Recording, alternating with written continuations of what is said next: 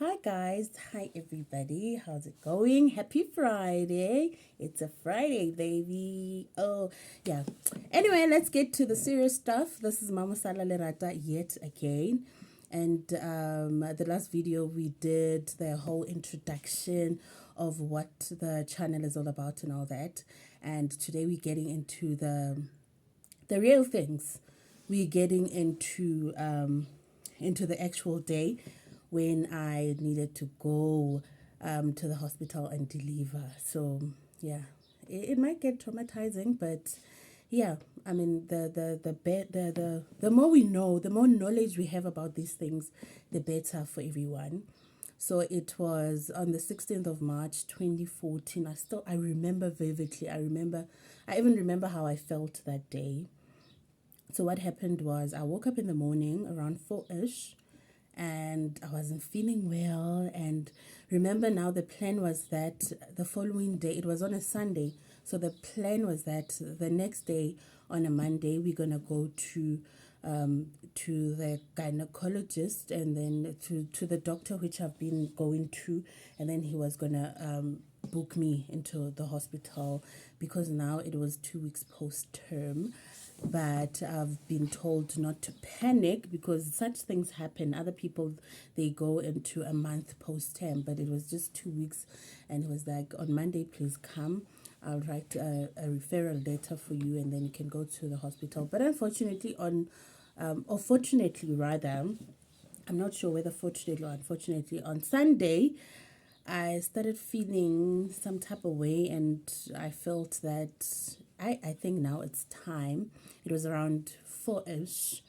And then I waited for the next hour and then I realized that the pains aren't going away. Remember, now this is my second child, so I know what goes down. So what happened was they quickly rushed me to the nearest hospital because we were panicking the whole house. So I went to the nearest hospital. I got in there and the normal process was performed, as in like when you walk into the hospital.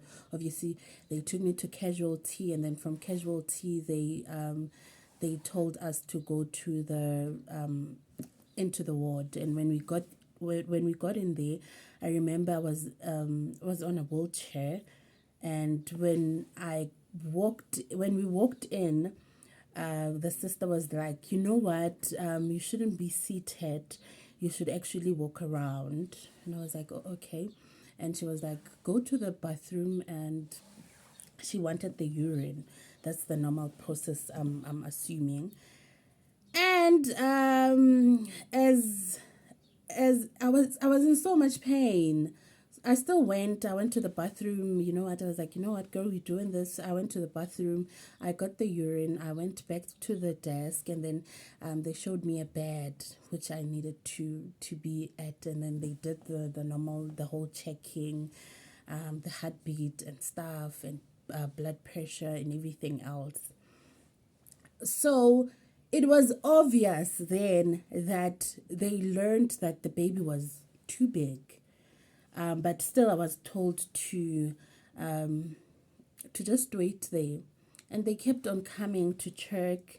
They kept on coming to church, and I'm not very much knowledgeable in terms of the centimeters and stuff. And they kept on coming. Um, an hour passed by, 2 hours, 3 hours, 4 hours. I remember it was around 2 when everything got hectic. The baby just wouldn't come out, and I couldn't breathe. It was, it was a lot. I couldn't breathe then, and I was told to, you know what, you need to push, otherwise you're going to kill the child and everything. And I still couldn't. And the thought of knowing that the whole thing could have been prevented still gets to me. Anywho, eventually they called a doctor, And it was bad then. The situation was out of hand. The situation was bad. And they kept on mentioning that you're going to lose the child. You're going to lose the child. You need to push. You need to be strong. As if, I would just Bluetooth strength from somewhere and do what they wanted me to do. I still couldn't do it. And then later on, after that struggle, they called a doctor, and then the doctor came. And when the doctor comes, the doctor is like, we need to cut her because it's not going to happen because the baby's too big. And they did that. I was not sedated. I felt everything. I didn't have any pain whatsoever. So they needed to expand the space so that the child can come out. And unfortunately, then when the doctor came, it was too late because the baby was just there inside of my tummy, and I'm only imagining all the time. I imagine there's like it was dark for him, he couldn't breathe and everything. And then they took the baby out, and the baby did not cry. And they were like, you see, we told you that if you don't, you didn't want to push, so now the baby isn't crying, the baby is no more. And I just looked the other way, and I was like, like like, really, how? And believe you me, everything throughout my pregnancy was perfect. Like was I don't know the word that is next to perfect. I don't know how to describe it, but it was beautiful. I even had the most beautiful baby shower ever. I was excited about having the child, and now I'm being told that the child has passed, and I'm just there. Nobody's not saying much to me. And then I just had, after 30 to 40 minutes, still I was not stitched then. I was just lying there bleeding. And I had another sister saying, pulse. And then they ran into the room. I don't know what she was doing in there. And then the oxygen and everything else. Then nobody said anything still to me. I was still pretty much in the dark. And after the 40 minutes, I went to, they told me that they had found a pulse. The baby is fine.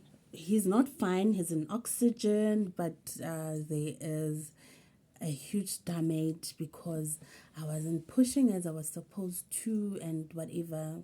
And even then, nothing was sinking in my head.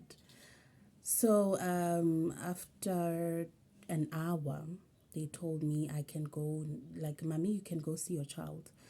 I went to see my child. I couldn't even see him. I don't want to lie. I couldn't see him because he was wrapped around. There were so many tubes and oxygen. It was a lot. So I really couldn't see my child. And I was told that we have called an ambulance. So we're going to send the child to Rahima Mosa. And I didn't even know where Rahima Mosa was. Even then, nobody had said anything to me. I still didn't know what was going on with my child. And I wasn't crying. I was just numb. I was just quiet. And around 6:30-ish, the ambulance came. And I was told that you're going to go with the child to Rahima Mosa. Okay? All right, yeah. And yeah, that was all that I had. And I was still in the dark. And then we went to Rahima Mosa. When we got in there, the doctor was busy, and transfer, they were communicating amongst themselves, even though I was there. So they were like, oh, okay, no, we received the call. So yeah, the child is here with the mom, and then they admitted the child. And then I I was just standing there. I didn't even understand what was going on. And then I asked the doctor, like, sorry, can I please ask what is going on? What's wrong with the child? And the doctor obviously was like, they were supposed to have explained to you in the hospital that you come from. At the moment, I'm kind of busy, but your child has got brain damage.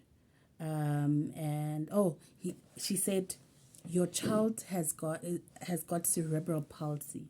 So I'm like, what is that? So I was like, please explain in a way that I can understand. The doctor is like, your child's not gonna hear, he's not gonna see, he's not gonna walk, he's not gonna talk, he's not gonna do anything, and he might even not make it to 3 months. And I'm like, I still don't understand. And she's like, your baby is brain damaged. And I'm like, oh, okay.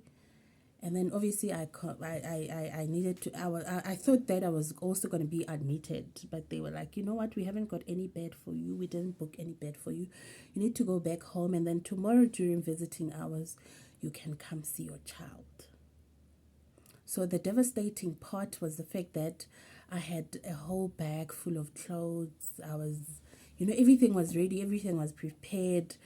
Even at home, they were waiting for me to come with the child, and I had to go home alone without the child.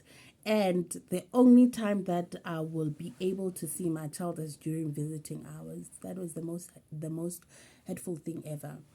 And to this date, I kind of like, I don't get why these things aren't explained to us. I'm not the only one. As I said on the previous video, that I have also spoken to other moms as well who have kids with similar condition, and I don't know whether it's hard for the doctors and the nurses to explain the condition during that time, or I don't know what the thing is with regard to them explaining the situation in full. Like, listen now, this is what happened. And I only learned later that because the child was too big, that is why he has that condition. So I always say that somebody somewhere could have prevented it by simply doing what they were supposed to have done. I mean, how shouldn't be difficult. So now because of that one person or two people, I live with a child who is diagnosed with cerebral palsy. It's not something that comes and goes. It's a permanent thing. I live with the child. I see the child. I kind of understand their struggles and everything, because they are there, and I am 100% sure that even the doctor was on duty that day, and the sisters have forgotten about that child.